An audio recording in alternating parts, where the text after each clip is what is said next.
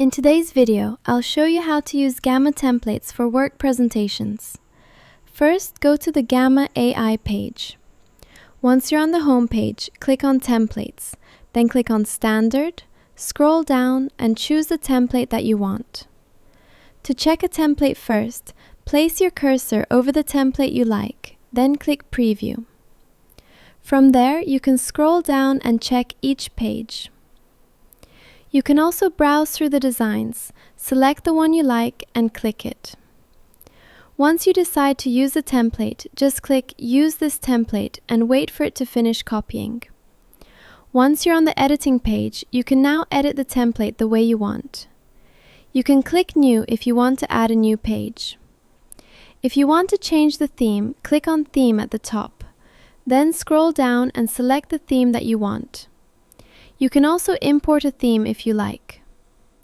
Once you select one, it will automatically change the theme of the template. If you want to customize the design, just click Customize and adjust it the way you want. You can also edit anything using AI. Just click Agent, enter the prompt that you want, and send it. It may take some time to fully generate, depending on your prompt. To change the sequence of your design, click on a page and drag it to where you want to place it. To edit the text, select the text you want to change, delete it, and type the word or phrase you prefer.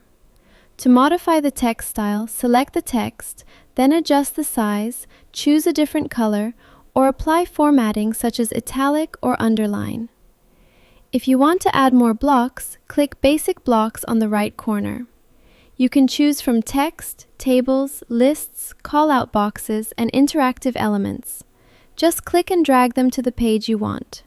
You can also add images, smart diagrams, charts, graphs, videos, and other media. You can even embed apps and web pages. If everything looks good, you can now export your presentation. And that's it! That's how you use Gamma templates for work presentations.